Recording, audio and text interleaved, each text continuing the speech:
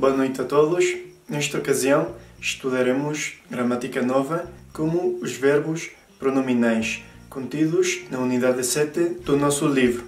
Propriamente, os verbos pronominais não têm mesmo assim nada de especial, nada diferente, né? A única diferença está no seu uso. Normalmente usamos os verbos pronominais agregando-lhes um pronome átono ao final deles, né? Para modificar o sentido do verbo como tal. Neste caso, podemos utilizar o exemplo do verbo levantar. Agora, o verbo levantar comumente significa que pegamos uma coisa, não sei, do chão, da mesa. Mas também podemos utilizar o verbo levantar como verbo pronominal. Neste caso, devemos agregar um pronome átono ao final do verbo. Por exemplo, levantar-se. Quando agregamos o pronome átono ao final do verbo, estamos essencialmente modificando o sentido do verbo. Agora, levantar-se não é o mesmo que simplesmente levantar. Se eu digo levantar-se, é que o significado do verbo agora é reflexivo. O objeto de levantar sou eu, porque eu sou o falante do verbo. Por exemplo, posso dizer: eu levanto-me depois de ter caído. Também podemos dizer, por exemplo, Maria levantou-se do chão. O caso é observar que o significado do verbo, se bem não muito, varia quando usamos o verbo pronominalmente, isto é, agregando, como já dizemos, o pronome átono ao verbo.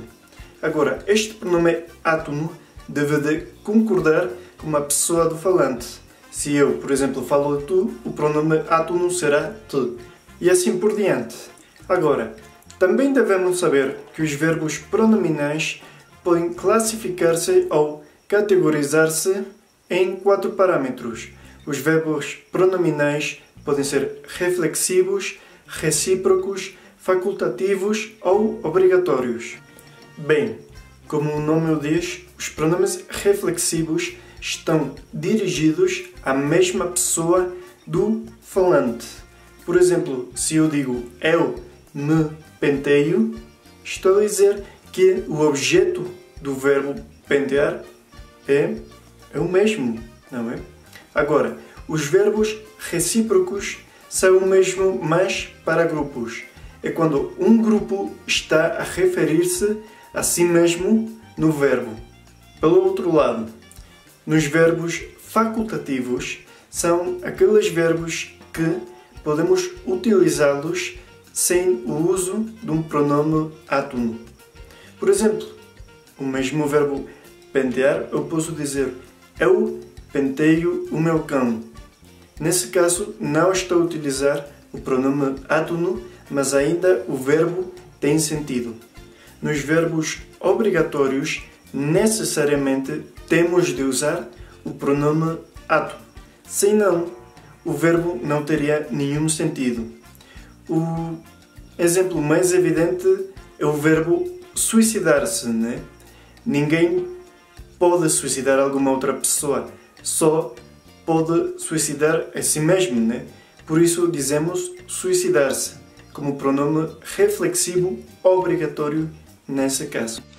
Agora observemos a questão segundo o que diz o livro.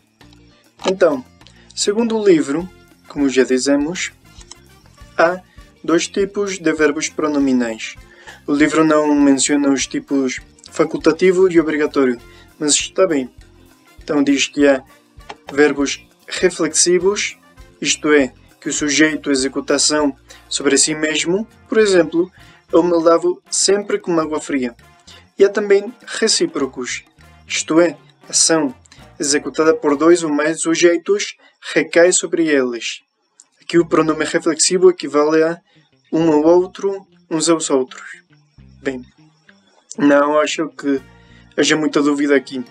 Então, aqui também dá uns exemplos sobre diferentes verbos pronominais. Neste exercício, devem, no texto, identificar quais verbos são pronominais e quais não.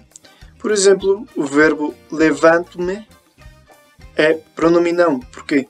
Porque este me dá-lhe o significado reflexivo. Aqui, neste exercício, é só escrever segundo as pessoas. Por exemplo, aqui, tenho que me apressar para não chegar atrasado. Aqui seria, temos que nos apressar para não chegarmos atrasados. Por exemplo, aqui só conjugar o verbo tendo ou pondo muita atenção na colocação dos pronomes átonos. Mesma coisa, uma explicação. E por último, responder os exercícios. Agora, o mais importante disto todo é sabermos que os verbos, normalmente, não só variam o significado segundo são pronominais ou não, mas também a regência verbal do verbo pode mudar segundo sejam pronominais ou não, como aqui diz o quadrinho. Bem, espero que tenham gostado, muito obrigado pela atenção e que tenham um bom dia.